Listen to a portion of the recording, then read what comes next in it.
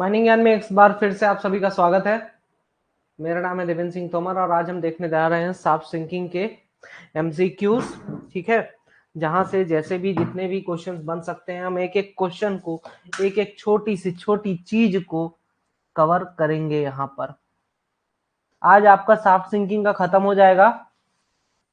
ठीक है, पिछला नहीं देखा है, बिल्कुल रिकॉर्डिंग आपको इसका मिल जाएगा। नो वरीज, टेंशन नहीं लेने की जरूरत है। तो हमारा कहाँ तक हो गया था?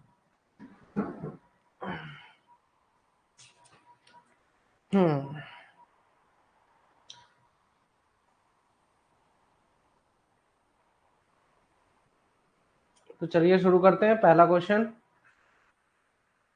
where does the water of weep holes gets collected initially?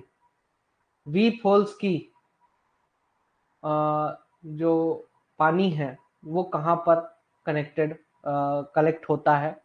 Water garden में, संप में, bottom of the shaft, all of the above.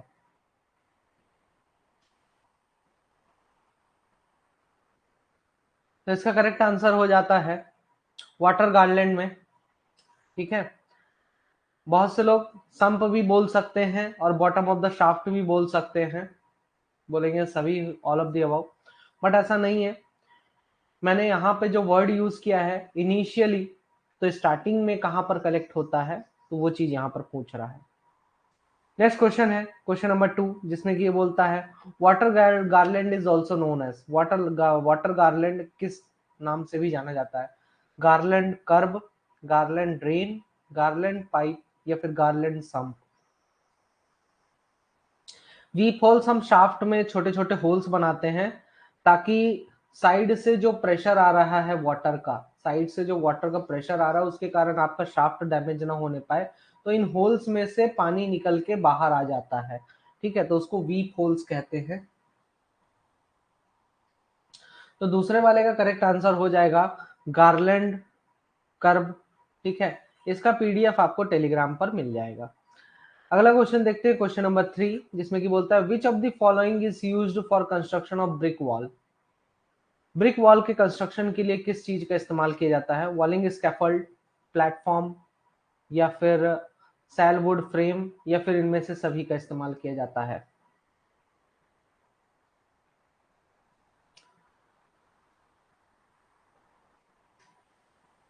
तो option number D is the right answer. इनमें से सभी का इस्तेमाल किया जाता है। ब्रिक वॉलिंग मतलब कि बेसिकली देखिए, वाटर गार्डन जिसको नहीं समझ में आ रहा है, वाटर गार्डन क्या होता है कि जैसे ये शाफ्ट हो गया, अब शाफ्ट में से पानी लगातार यहाँ से निकल के आ रहा है, तो मैंने यहाँ पर एक वाटर गार्लैंड बना दिया इस टाइप से।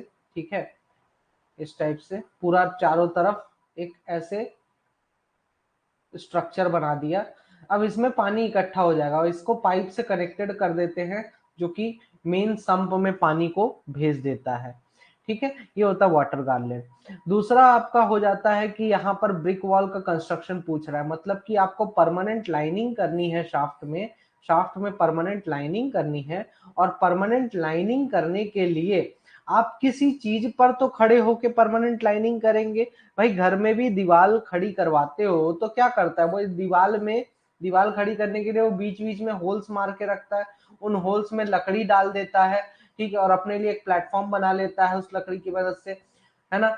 तो उस पे खड़ा होके वो क्या करता है, दीवार खड़ी करता है या फिर प्लास्टरिंग का काम करता है।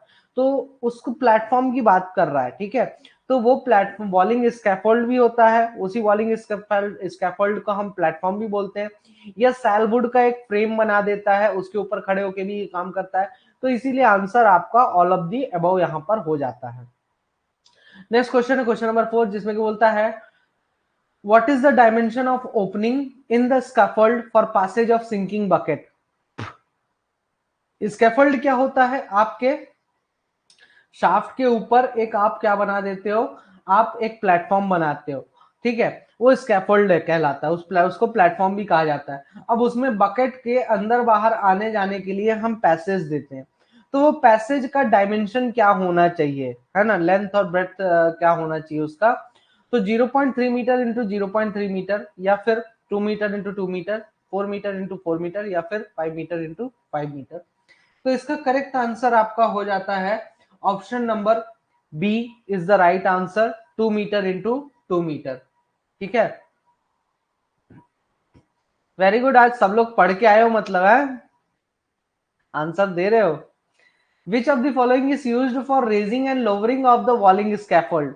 वॉलिंग स्कैफोल्ड के रेजिंग और लोवरिंग के लिए किस चीज का इस्तेमाल किया जाता है? Skeleton rings, hangers, double drum winch या फिर इनमें से सभी का इस्तेमाल कर सकते हैं। वॉलिंग स्कैफोल्ड के रेजिंग और लोवरिंग के लिए किस चीज का इस्तेमाल किया जाएगा? Very good Manoj, very good Rohan, Sagar, Aditya, Atul, Satish, Sunil, बहुत बढ़िया बहुत बढ़िया, धड़ाधड़ आंसर दे रहे हैं। तो डबल ड्रम विंच ये आपका करेक्ट आंसर हो जाता है। तो बेसिकली स्कैफोल्ड या फिर प्लेटफॉर्म को रेज और लोवर करने के लिए हम डबल ड्रम विंच का इस्तेमाल करते हैं।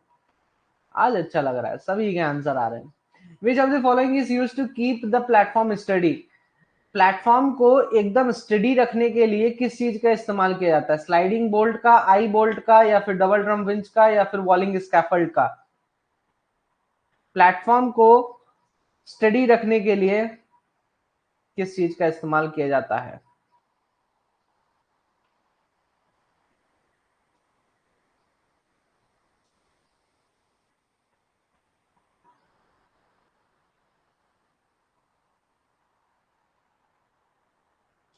तो स्लाइडिंग बोल्ट का इस्तेमाल किया जाता है, मतलब कि आप अगर ऊपर से देखो, ऊपर से आपका शाफ्ट में ये आपका क्या दिखाई दे रहा है? ये आपका ऊपर से टॉप व्यू, टॉप से देखोगे तो इस प्रकार का कुछ दिखाई देगा। ये बाहर का जो सर्कल है ये शाफ्ट हो जाता है, अंदर का जो सर्कल है ये आपका क्या हो जाएगा? वॉलिंग स्कैफोल्ड हो जाएगा या फिर प्लेटफॉर्म। वॉलिंग स्कैफोल्ड और प्लेटफॉर्म एक ही चीज है, वो कंफ्यूज करने के लिए यहाँ पे डाल दिया, तो एक आध दो लोग आंसर उसका यही दे रहे हैं। ठीक है, तो अब ये हवा में डोलता रहेगा भाई, यहाँ से ये 2 पॉइंट से ये क्या है? ये 4 पॉइंट्स हो जाते हैं जहां से ये रस्सी से कनेक्टेड रहता है। ठीक है, रस्सी से जुड़ा रहता है एक पॉइंट से। तो ये हवा में कभी इधर भागेगा, कभी इधर भागेगा, कभी इधर भागेगा, कभी इधर भागेगा। तो ये इधर उधर भागने ना पाए, इसलिए हम क्या करते हैं, इसमें से स्लाइडिंग बोल्ट निकालते हैं और वो शाफ्ट में हम जो है तो गाड़ देते हैं। ठीक है, शाफ्ट के अंदर तक जाता है। तो ये स्लाइडिंग बोल्ट आगे पीछे हो सकता है, इसलिए स्लाइडिंग बोल्ट कहा जाता है। तो इससे आपका जो प्लेटफॉर्म है या फिर वॉलिंग स्कैफोल्ड है वो कभी भी इधर उधर भागता नहीं है। ठीक है, तो ये चीज आपको ध्यान में रखनी है।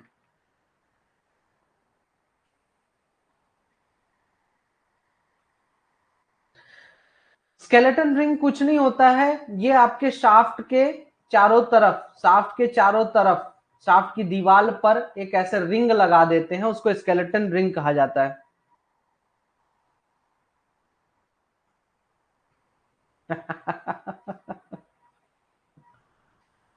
आई बोल्ट वहां पर, ये जहां पर स्केलेटन रिंग होता है, स्लाइडिंग बोल्ट जहां पर लगा होता है, ये आपका स्लाइडिंग बोल्ट हो गया जो कि आगे पीछे होगा। आई बोल्ट यहाँ पे होता है एकदम यहाँ पर। ठीक है, उसको हम बोलते हैं आई बोल्ट, जिसके अंदर आगे पीछे क्या होता रहता है? आपका स्लाइडिंग बोल्ट होता रहता है।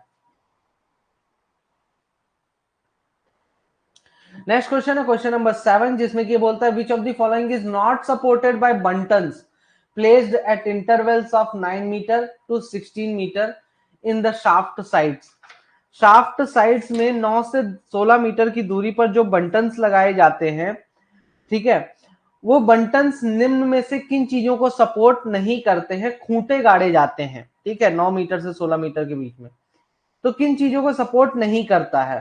केबल्स को, डिलीवरी पाइप्स को, वॉलिंग स्कैफोल्ड को या फिर कंप्रेस्ड एयर पाइप्स को? तो वो जो खूंटा गाड़ा जाता है बेसिकली वॉलिंग स्कैफोल्ड को सपोर्ट करने के लिए नहीं होता है। जो आपकी केबल्स जाती है अंडरग्राउंड माइंस में, है ना, केबल किसी भी चीज का केबल हो सकता है, वो आपका पंप का केबल हो सकता है, आपके कम्युनिकेशन सिग्नलिंग सिस्टम का केबल हो सकता है, या फिर डिलीवरी पाइप्स हो सकती हैं, या फिर आपके कंप्रेस्ड एयर वाली जो पाइप्स होती हैं ड्रिलिंग के लिए जो यूज हो रहा है वो हो सकती हैं। तो कुछ भी हो सकता है, बट वॉलिंग स्कैफोल्ड के लिए तो हमने स्लाइडिंग बोल्ट यूज किया है सपोर्ट करने के लिए। ठीक है, नेक्स्ट क्वेश्चन है क्वेश्चन नंबर 8, जिसमें कि बोलता है which of the following is used during shaft sinking instead of guide ropes? Guide ropes के अलावा शाफ्ट सिंकिंग के समय, ठीक है, किस चीज का इस्तेमाल किया जाता है? जहां पर गाइड रोप्स यूज नहीं कर रहे हैं शाफ्ट सिंकिंग में, तो वहां पर किस चीज का निम्न में से इस्तेमाल किया जाता है? वॉलिंग स्कैफोल्ड का, या डबल ड्रम विंच का, या राइडर का, या स्पाइडर का?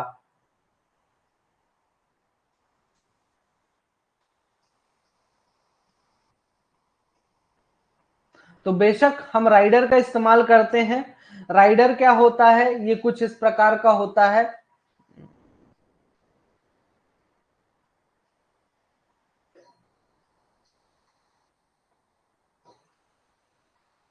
कि आपका ये वॉलिंग स्कैफोल्ड हो गया, ठीक है। वॉलिंग स्कैफोल्ड में 4 पॉइंट्स रहते हैं, 4 पॉइंट से ऐसे ऐसे रस्सी निकलती है, ठीक है। इन 4 पॉइंट से ऐसे चैन से बंधा रहता है, और यहां से फिर ये रस्सी ऊपर जाती है, ठीक है, जो कि वॉलिंग स्कैफोल्ड को लगातार लटका के रखती है हवा में। उसके बाद आपका एक सेंटर में एक रस्सी होती है, जिससे कि आपका टब टब अटैच्ड होता है। ये आपका टब या केज अटैच्ड होता है,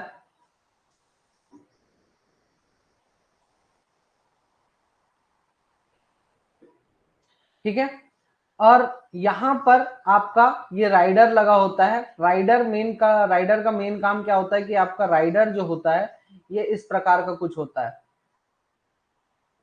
ये आपके रस्सी को इधर उधर स्विंग होने से रोकता है, ठीक है, स्विंग होने से रोकता है, तो बकेट आपका स्विंग नहीं करेगा, ठीक। नेक्स्ट क्वेश्चन है क्वेश्चन नंबर 9, जिसमें कि ये बोलता है which of the following is used to guide the ropes and prevent over winding during shaft sinking? निम्न में से किस चीज का इस्तेमाल किया जाता है रोप्स को गाइड करने के लिए और ओवर वाइंड को प्रिवेंट करने के लिए शाफ्ट सिंकिंग के समय? ठीक है, rider, spider, dogs, caps. Shaft sinking के समय अगर आपसे ये भी क्वेश्चन पूछ ले कि हाँ ये भी ऊपर नीचे होता है, लेकिन इसकी एक लिमिट होती है राइडर की, कि राइडर जो है तो सिर्फ यहां तक आ सकता है, इसके बाद इसके आगे नीचे नहीं जा सकता है। बाकी फिर जैसे ही आपका केज आ जाएगा ऊपर, तो डिटैचिंग हुक के साथ अटक के ऊपर चला जाता है केज के। हाँ, तो यहां पर हम किस चीज का इस्तेमाल करते हैं ओवरवाइंड को प्रिवेंट करने के लिए शाफ्ट सिंकिंग के समय? स्पाइडर का इस्तेमाल करते हैं, ठीक है। नेक्स्ट क्वेश्चन है क्वेश्चन नंबर 10, जिसमें कि बोलता है which of the following is used to prevent the swinging of bucket during shaft sinking? Shaft sinking के समय बकेट की स्विंग को प्रिवेंट करने के लिए, बकेट स्विंग ना हो इसको रोकने के लिए क्या यूज किया जाता है? Rider, spider, dogs, detaching hook.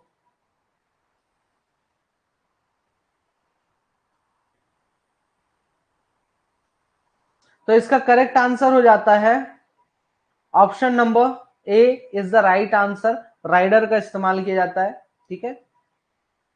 देखिए बार बार वही चीजें हम जब पढ़ेंगे ना, तो हमें उससे क्या फायदा होगा कि हमें वो चीज याद हो जानी, ठीक है।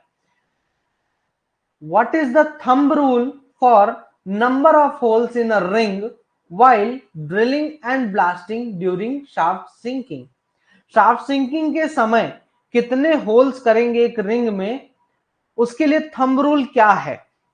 2 गुना होल्स होने चाहिए, ठीक है, जो भी आपका 2 गुना, 3 गुना, 4 गुना, 5 गुना। तो इसका आंसर हो जाता है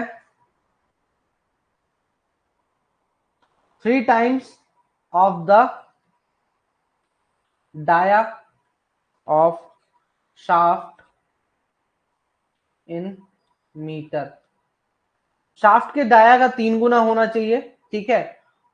3 गुना शाफ्ट, जितना भी शाफ्ट का डाया है उसको इंटू 3 कर दीजिए, तो जो भी नंबर आएगा उतने होल्स आपको मानने हैं एक रिंग में। थंब रूल मतलब कि कोई पर्टिकुलर साइंटिफिक स्टडी करके रूल नहीं बनाया गया है, जनरली लोगों ने अपने एक्सपीरियंस से ये रूल बना के रखा है, that's why it's called thumb rule, अंगूठा छाप रूल, ठीक है। नेक्स्ट क्वेश्चन है क्वेश्चन नंबर 12,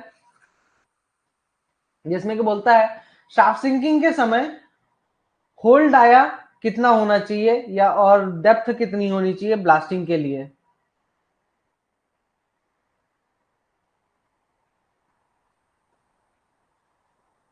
ब्लास्टिंग के लिए जो ड्रिलिंग कर रहे हैं उसका होल डाया कितना होना चाहिए और डेप्थ कितनी होनी चाहिए? 38 mm 1.2 metre to 1.5 metre, 55 mm 1.5 metre to 2 metre, 32 mm 1.2 metre to 2 metre, 28 mm 1.2 metre to 1.5 metre. तो इसका करेक्ट आंसर हो जाता है option number A is the right answer. ठीक है, 38 mm डाया होना चाहिए और जो डेप्थ होती है 1.2 मीटर से लेके 1.5 मीटर होती है। यश तुक्का नहीं, पढ़ के आओ। Which type of detonators are used in blasting during shaft sinking? Shaft sinking के समय ब्लास्टिंग करने के लिए किस टाइप के डिटोनेटर्स का इस्तेमाल किया जाता है? High explosive, low tension detonators, high tension detonators, या फिर इनमें से सभी का इस्तेमाल किया जाता है? तो इसका करेक्ट आंसर हो जाता है option number B is the right answer. Low tension detonators का इस्तेमाल किया जाता है। वेरी गुड, अरे आज मस्त पढ़ के आए हो यार, good. What is the pattern of blasting during shaft sinking? Shaft sinking के समय जब ब्लास्टिंग कर रहे होते हैं तो ब्लास्टिंग का पैटर्न क्या होता है? मतलब कैसे ब्लास्टिंग करते हैं, किसको पहले ब्लास्टिंग करेंगे?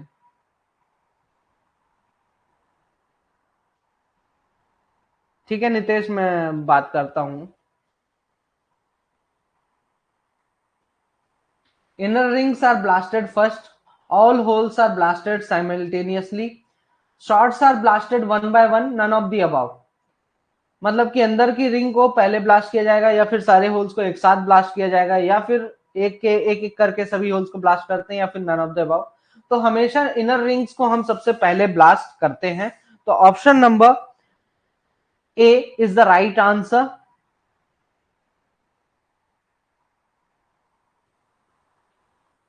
नंबर ऑफ डेज वाला पीडीएफ रवि एक बार मैसेज कर दीजिए व्हाट्सएप पर पर्सनली मेरे को।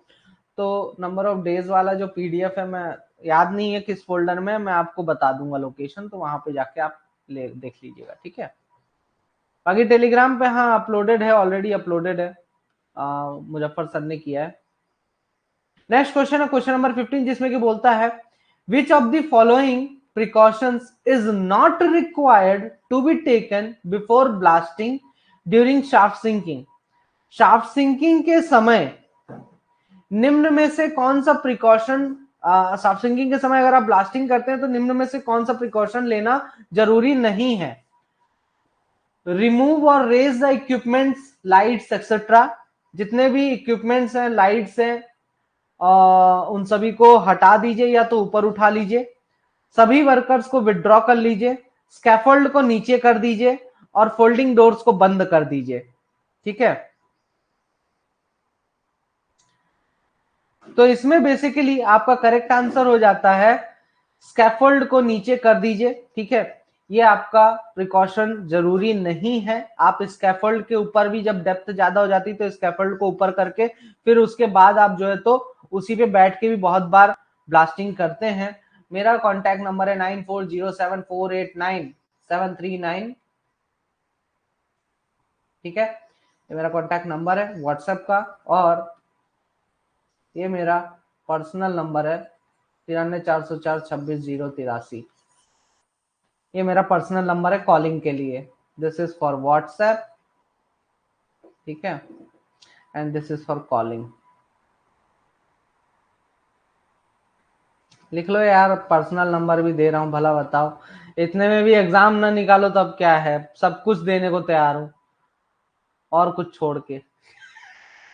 Inner ring holes are also known as ring holes,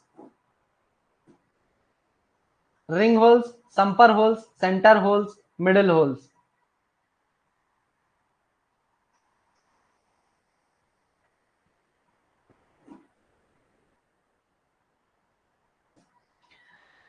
तो इनर होल्स को किस नाम से भी जाना जाता है? तो option number B is the right answer. Sumper holes के नाम से जाना जाता है। ठीक है, ये लो नंबर लिख लो यार, लेकिन फालतू कॉल ना करना यार।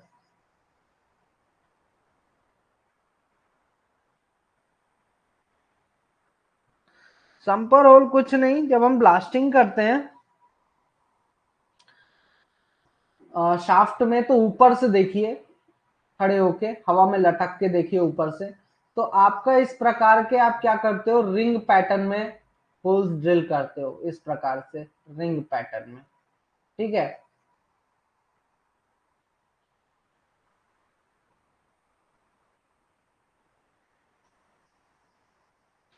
तो आपका रिंग नंबर 1 हो गया बाहर के रिंग, फिर उसके बाद 2, फिर 3, यहाँ पे मैंने 3 रिंग बनाई है। ठीक है, तो सबसे पहले ये जो सेंटर में रिंग है, ठीक है, इसको बोलते हैं संपर होल्स। सबसे पहले इसको हम ब्लास्ट करते हैं, उसके बाद हम क्या करेंगे, यहां से पूरा मटेरियल निकालते हैं। ठीक है, पूरा मटेरियल निकालते हैं, फिर उसके बाद अगली रिंग को ब्लास्ट करेंगे, फिर मटेरियल निकालेंगे, फिर उसके बाद अगली रिंग को निकालेंगे, फिर उसके बाद फिर मटेरियल निकालेंगे। तो इसको बोलते हैं अपन, तो जो सेंटर में होल, ये होल्स का रिंग बना हुआ है, इसको बोलते हैं संपर होल्स। ठीक है,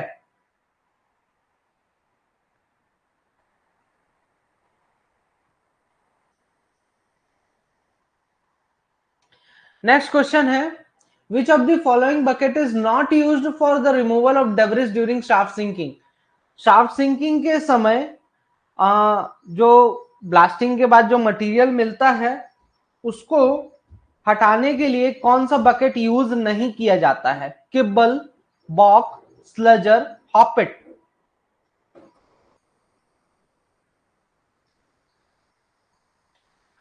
तो यहां पर ऑप्शन नंबर सी आपका राइट आंसर है, इसका इस्तेमाल नहीं किया जाता है। किबल, बॉक, हॉपिट, ये सब बकेट के नाम है, इनका इस्तेमाल किया जाता है शाफ्ट सिंकिंग के समय डेब्रिस के रिमूवल के लिए। स्लजर का इस्तेमाल किया जाता है बेसिकली जब होल्स ड्रिल कर रहे होते हैं, हम बोरहोल ड्रिलिंग जब करते हैं, क्या निकालने के लिए, कोर निकालने के लिए, तो उसके लिए स्लजर का इस्तेमाल किया जाता है, ताकि जो गंदा मटेरियल है, मान लीजिए नीचे कुछ मिट्टी उट्टी है, उसको बाहर निकालना है। ठीक है, तो उसके लिए स्लजर नीचे जाता है, ये पूरा मटेरियल भरता है और ऊपर चला आता है। ये स्लजर के बारे में डिटेल में हमने पढ़ा हुआ ड्रिलिंग वाले में, आगे चल के अभी और डिटेल में इसके बारे में जानेंगे।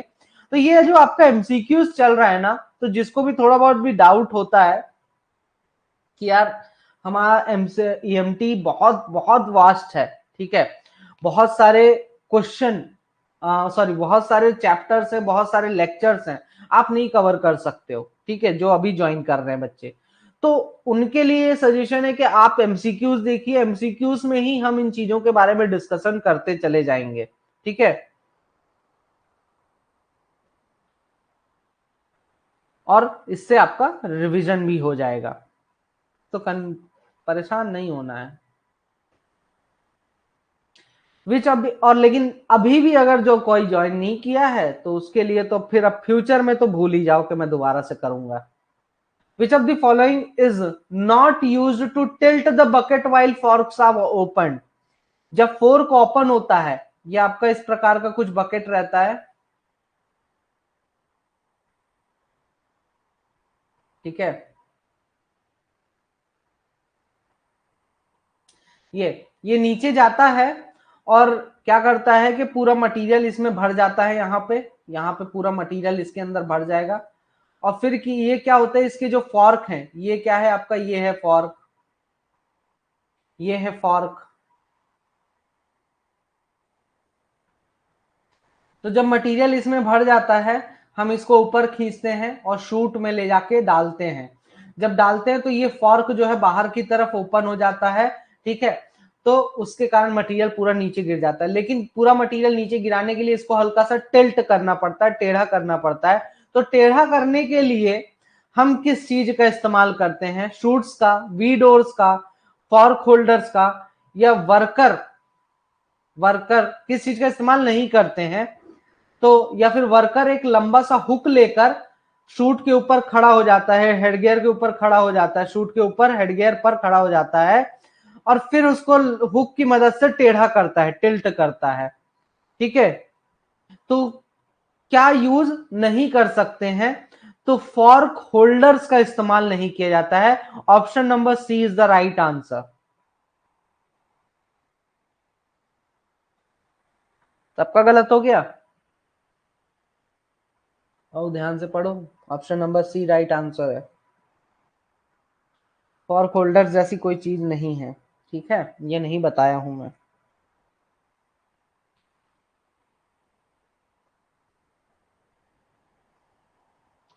Next question.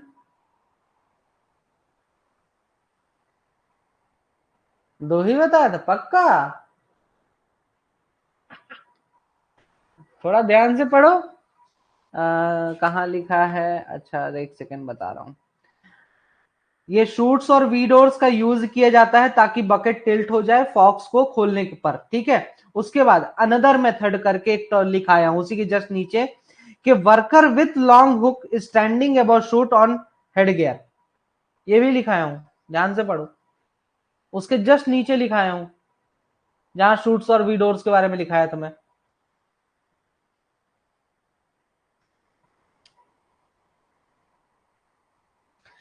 In shaft centering arrangement, which of the following is used to prevent overturning or lateral movement of rail? जो शाफ्ट सेंटरिंग का अरेंजमेंट होता है उसमें किस चीज का, निम्न में से किस चीज का इस्तेमाल किया जाता है ताकि ओवरटर्निंग, जो आपका रेल है उसके ओवरटर्निंग और लैटरल मूवमेंट को रोका जा सके? यू क्लैम्प्स का, चैनल का, पुल्ली का, प्लम बॉब का?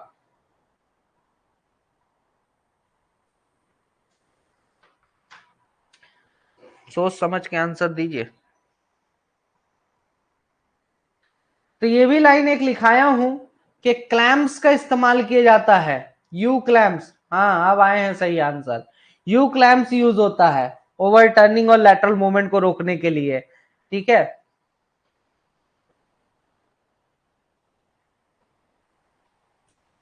क्लैंप या फिर यू क्लैंप, कुछ भी बोल दे।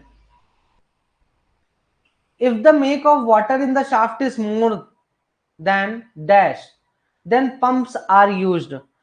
शाफ्ट में अगर वाटर जो है तो ज्यादा बनता है तो उस केस में हम पंप्स का इस्तेमाल करते हैं। थ्योरी का नहीं मिलेगा, क्वेश्चन का मिल जाएगा टेलीग्राम पे। 50 लीटर से अधिक, 25 लीटर से अधिक, 75 लीटर से अधिक या 100 लीटर से अधिक? तो इसका करेक्ट आंसर हो जाता है option number D is the right answer.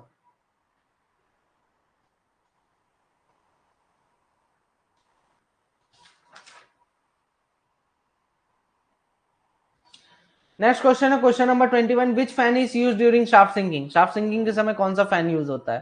Forcing, exhausting, auxiliary, booster?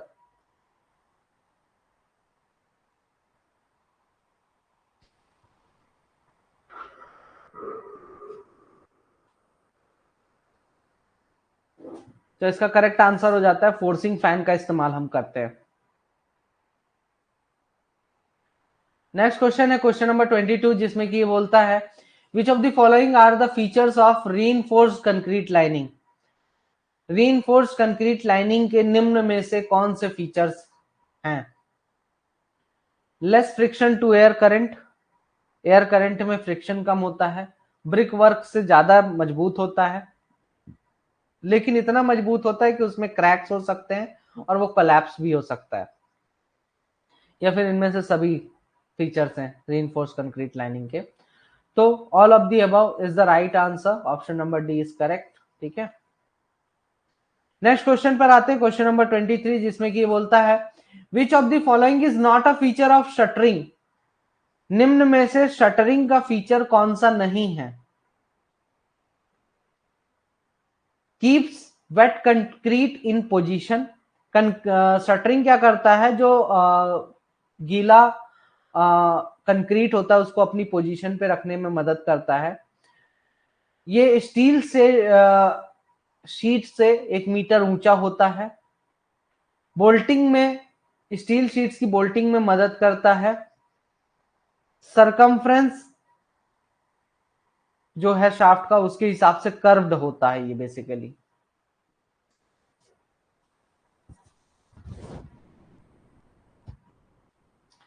तो स्टील शीट्स की बोल्टिंग में ये हेल्प करता है, ये इसका फीचर नहीं है। ठीक है,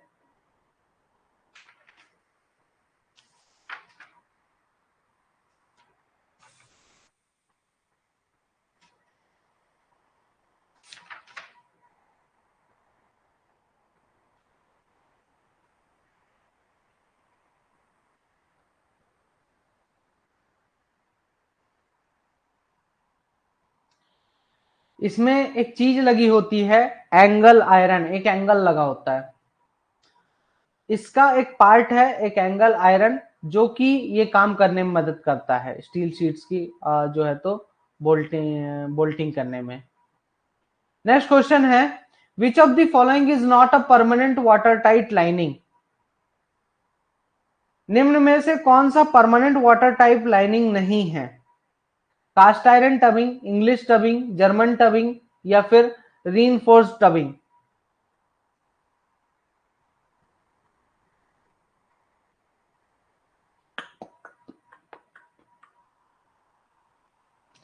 तो option number D is the right answer.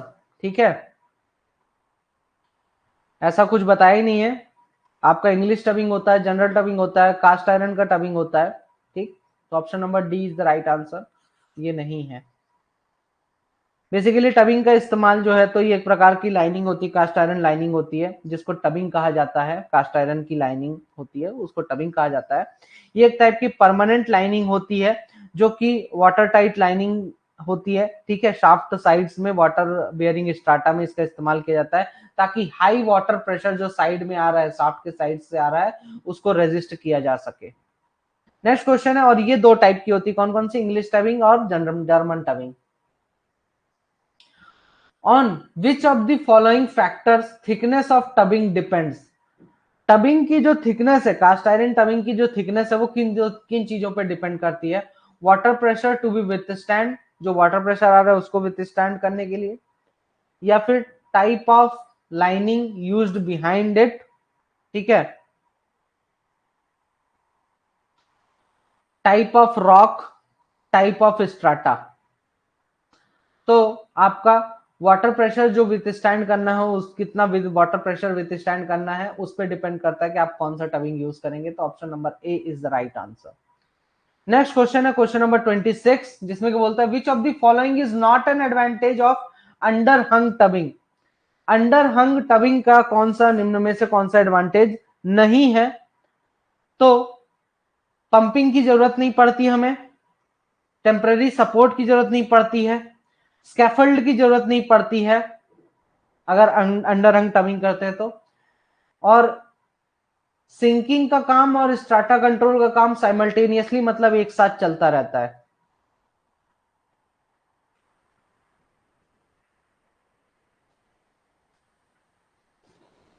तो option number A is the right answer.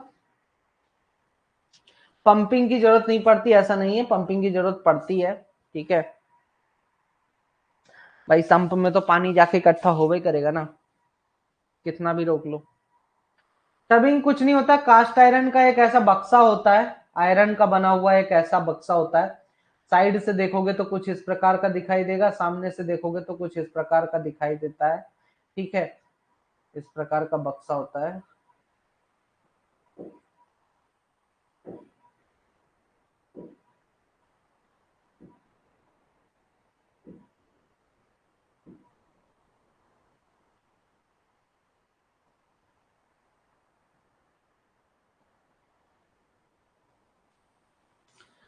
इसको बोलते हैं टबिंग, है ना? बार बार पलटी मारता है ना आंसर में।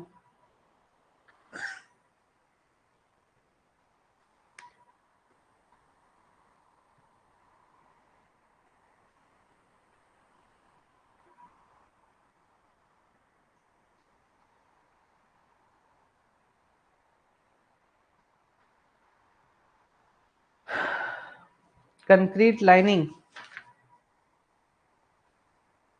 देखिए कंक्रीट लाइनिंग दो टाइप की होती है, एक होता है रीइंफोर्स कंक्रीट लाइनिंग, एक होता है monolithic concrete lining. Concrete lining में बेसिकली हम क्या करते हैं, हम सीमेंट का इस्तेमाल करते हैं और ब्रिक वर्क का इस्तेमाल करते हैं, सॉरी सीमेंट का इस्तेमाल करते हैं हम इसमें, ठीक है। और ये ब्रिक वर्क से ज्यादा मजबूत भी होता है, ठीक है। शाफ्ट में चारों तरफ आप कंक्रीट का एक लेयर बना दीजिए। अब कंक्रीट को अपनी जगह पर रखने के लिए हम शटरिंग का इस्तेमाल करते हैं।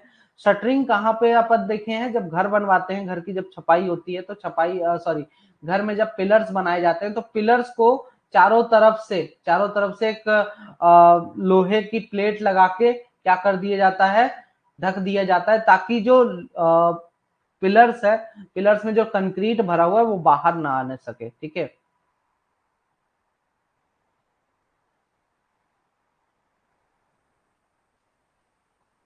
बस रे, काहे लड़ते हो भाई, कुरुक्षेत्र थोड़ी है, सब पढ़ने आते हो ना।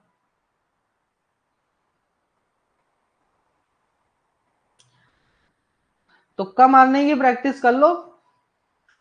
हैं, वही अच्छा है। A vertical shaft which joins two underground roadways but does not extend to the up to the surface is known as, ऐसा वर्टिकल शाफ्ट जो दो अंडरग्राउंड रोडवेज को ज्वाइन करता है लेकिन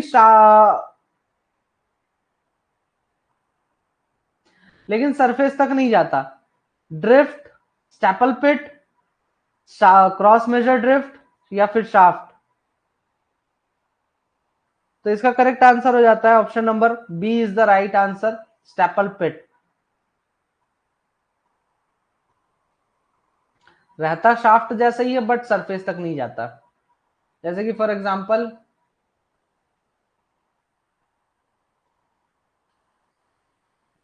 ये आपका शाफ्ट हो गया, ठीक है। अब यहाँ पे अगर मैं स्टेपल पिट बनाऊं तो कुछ इस प्रकार का स्टेपल पिट होगा।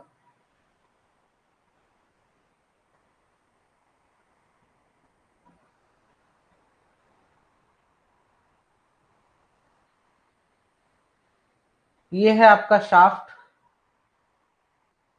और ये है आपका स्टेपल पिट।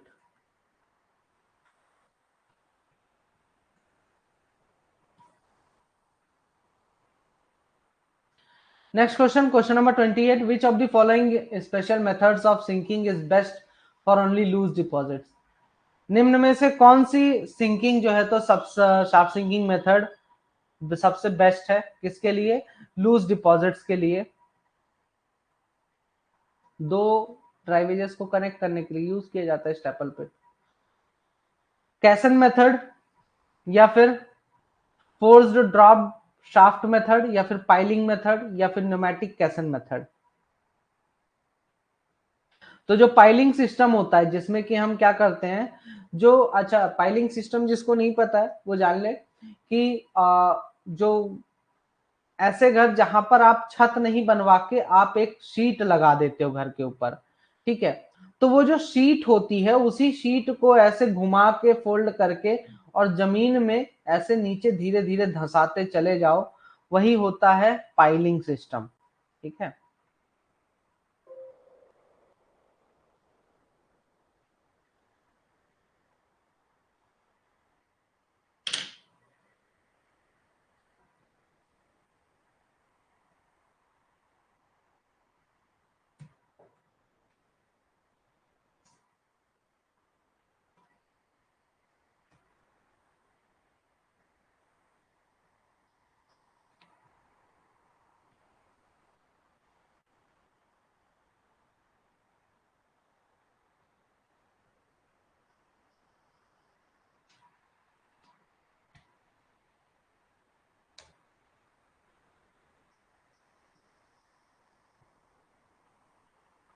नहीं दिखा रहा यार,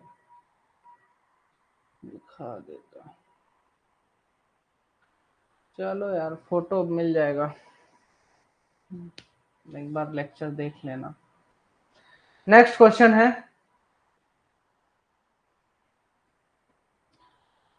विच of the following special methods of sinking is best for only loose deposits? अच्छा ये हो गया ना। 29. Which of the following method of sinking consists of cylinder of brick with steel cutting shoe?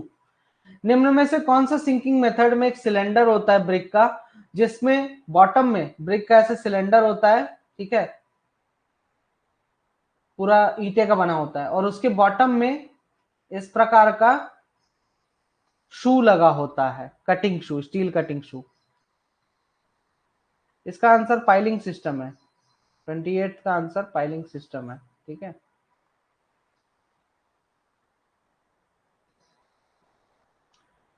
अब इसमें 29 में ओपन कैसन method, freezing method, piling system या फिर cementation process?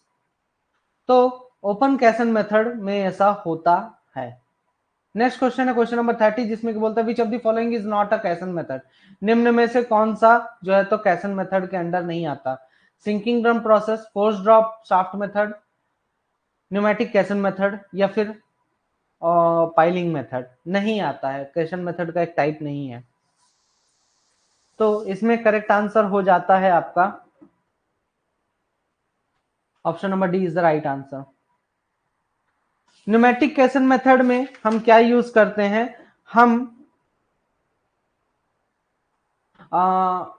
High compressed air का इस्तेमाल करते हैं, ठीक है, सप्रेस करने के लिए, और ताकि पानी जो है तो अंदर ना घुसने पाए। जब आप शाफ्ट सिंकिंग कर रहे होते हो, चारों तरफ से पानी अंदर आने की कोशिश करता है, तो ये पानी बाहर फेंकने के लिए हम न्यूमेटिक कैसन मेथड का इस्तेमाल करते हैं, ठीक है। न्यूमेटिक मतलब एयर का इस्तेमाल कर रहे हैं, कंप्रेस्ड एयर का इस्तेमाल कर रहे हैं ताकि पानी अंदर ना आने पाए शाफ्ट सिंकिंग करते समय। तो इसमें पाइलिंग मेथड करेक्ट आंसर होगा। नेक्स्ट क्वेश्चन है क्वेश्चन नंबर 31, जिसमें कि बोलता है in which of the following method of sinking strata is converted into large block of frozen ground?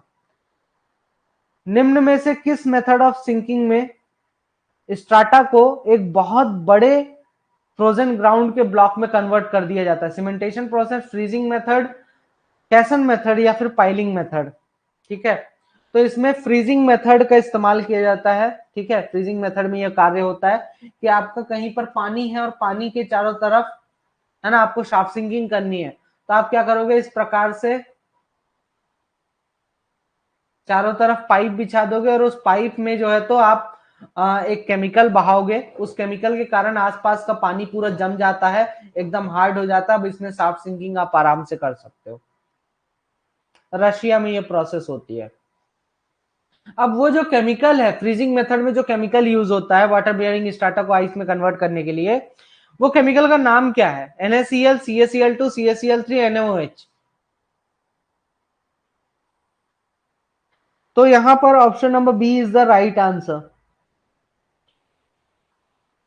Next question, question number 33, which of the following is not an objective of cementation process? निम्न में से cementation process का objective कौन सा नहीं है? मतलब cementation process के कुछ टारगेट होते हैं कि हम सीमेंटेशन कर रहे हैं तो क्यों कर रहे हैं, ठीक है। तो किस चीज के लिए हम नहीं करते हैं? To stabilise collapsing ground, to reduce inflow of ground water, to prevent sand boiling, to improve working condition? जो आपका कोलैप्सिंग ग्राउंड है उसको स्टेबलाइज करने के लिए, या फिर वाटर इनफ्लो को, शाफ्ट में वाटर का इनफ्लो बहुत ज्यादा हो रहा है उसको रिड्यूस करने के लिए, सैंड बॉइलिंग को रोकने के लिए, ठीक है, जो सैंड बार बार पूरा बह के अंदर आ रहा है, चारों तरफ से रेत जो आ रही है उसको रोकने के लिए, या फिर वर्किंग कंडीशन को इंप्रूव करने के लिए? तो आपका करेक्ट आंसर हो जाएगा option number D is the right answer. Very good Nihal Gautam.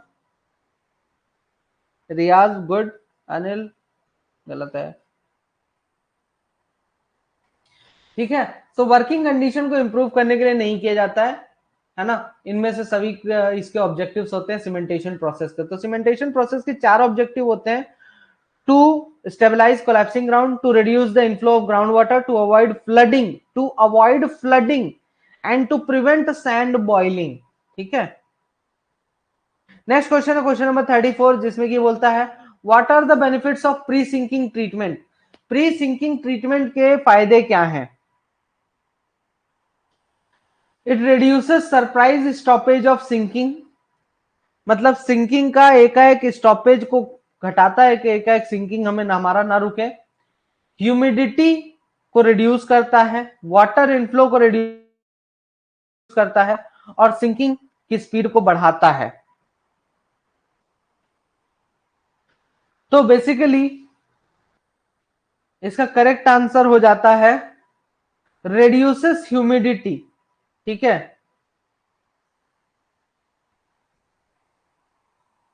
अरे गलत हो गया क्वेश्चन, थोड़ा थोड़ा सा गलत हो गया।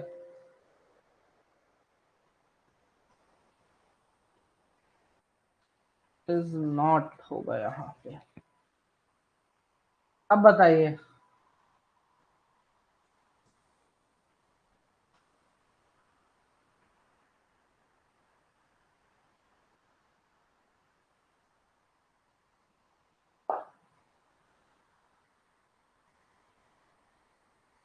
ठीक है, ह्यूमिडिटी को रिड्यूस नहीं करता ये।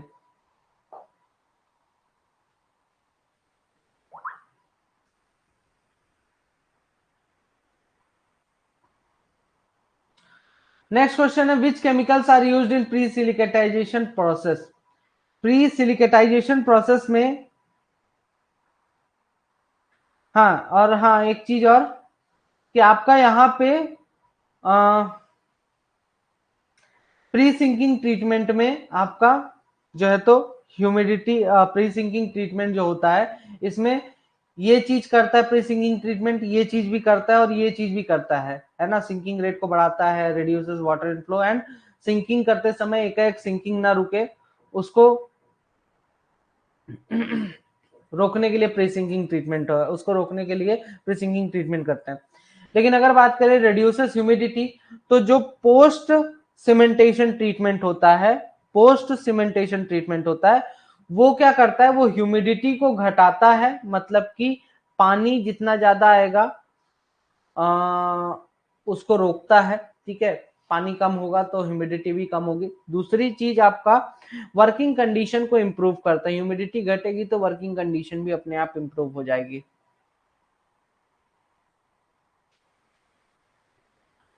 हाँ, अब बताइए, which chemicals are used in pre silicatization process.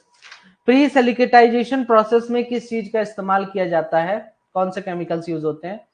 Silicate of soda, aluminium sulphate, both, या फिर इनमें से कोई नहीं। तो इसका आंसर तो पता ही है यार सबको, बोथ। ठीक है, दोनों का इस्तेमाल करते हैं हम, सिलिकेट ऑफ सोडा या फिर एल्यूमिनियम सल्फेट का इस्तेमाल करते हैं। इसमें हम बेसिकली क्या करते हैं, शाफ्ट में ऐसे, ये हमारा शाफ्ट है, शाफ्ट में चारों तरफ ऊपर से देखोगे तो इस प्रकार का हम होल्स मारते हैं और उन होल्स में ये केमिकल्स भर देते हैं। ठीक है, तो इन केमिकल्स के भरने के कारण क्या होता है कि जो क्रैक्स होते हैं वो क्रैक्स पूरी तरह से फुलफिल हो जाते हैं। ठीक है, तो इस काम आता है ये। तो both is the correct answer. Next question है क्वेश्चन नंबर 36, जिसमें कि ये बोलता है which of the following is used for enlarging the hole. Hole का साइज बड़ा करने के लिए, किसी भी बोरहोल का साइज बड़ा करने के लिए निम्न में से किस चीज का इस्तेमाल करेंगे। बोरहोल मशीन का, रीमर का, रोलर बिट्स का, या फिर इनमें से सभी का।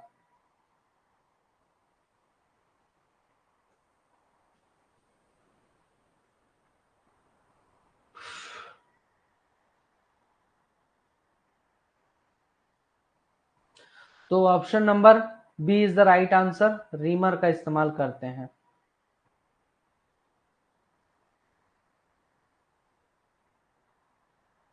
ठीक है, रीमर जो है ऐसा इंस्ट्रूमेंट है जो कि वो होल के डाया को बड़ा कर देता है। लगभग 3.6 मीटर का अगर होल होगा तो उसको 6.2 मीटर के आसपास इतना बड़ा कर देता है रीमर। ये एक बड़े साइज की मशीन होती है, बोरहोल मशीन होती है, बहुत बड़ा सा उसका बिट होता है, बहुत बड़ा साइज का बिट होता है उसका, उसको बोलते हैं reamer. Question number 37, the process of treating holes with chemicals is known as. जो होल्स का ट्रीटमेंट हम कर रहे हैं केमिकल्स से, उस प्रोसेस को क्या कहा जाता है। सीमेंटेशन, सिलिकेटाइजेशन, फ्रीजिंग, या फिर lining.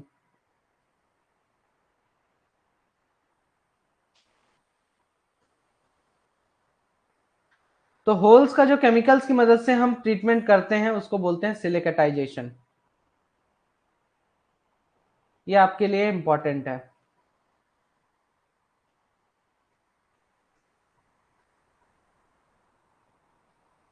Question number 38, holes to be treated with chemicals are known as. जिन होल्स का हम केमिकल से ट्रीटमेंट कर रहे हैं उन होल्स को किस नाम से जाना जाता है? Product hole, silicatizing hole, cementing hole, freezing whole.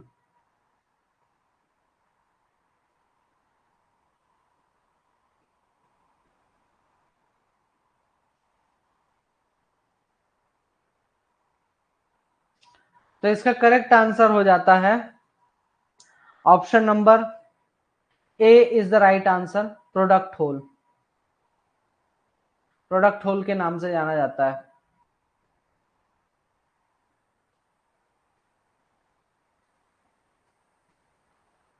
पढ़ो बाबू पढ़ो, बहुत मेहनत लगेगी। तो इतना ही था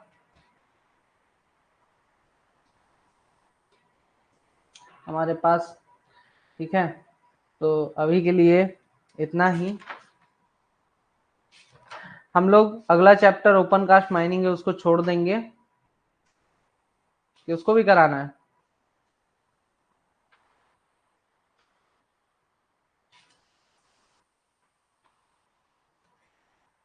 पीडीएफ अपलोड कर दूंगा, आंसर्स लिखने हैं अभी। ये नीचे बॉटम में आपके आंसर देने रहते हैं, ठीक है।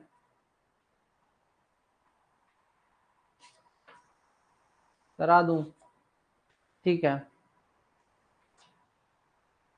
तो उसको भी करा देंगे।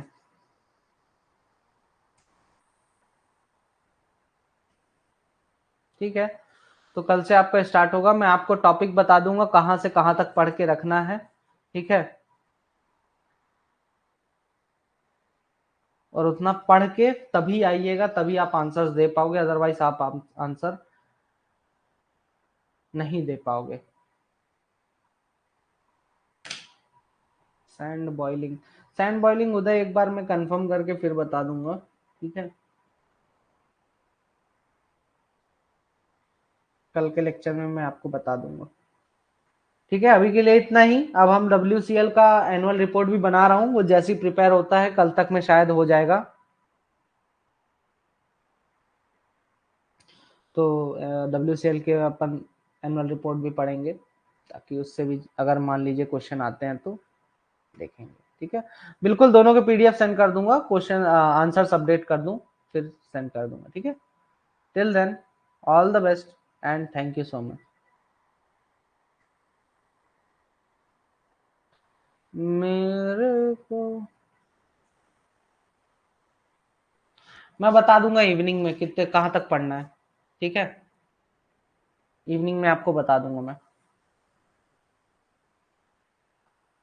मेरा बस चले क्वेश्चन सेट करने का, तो ऐसा कर दूं कि बने ना, 10 नंबर लाना भी मुश्किल हो जाए।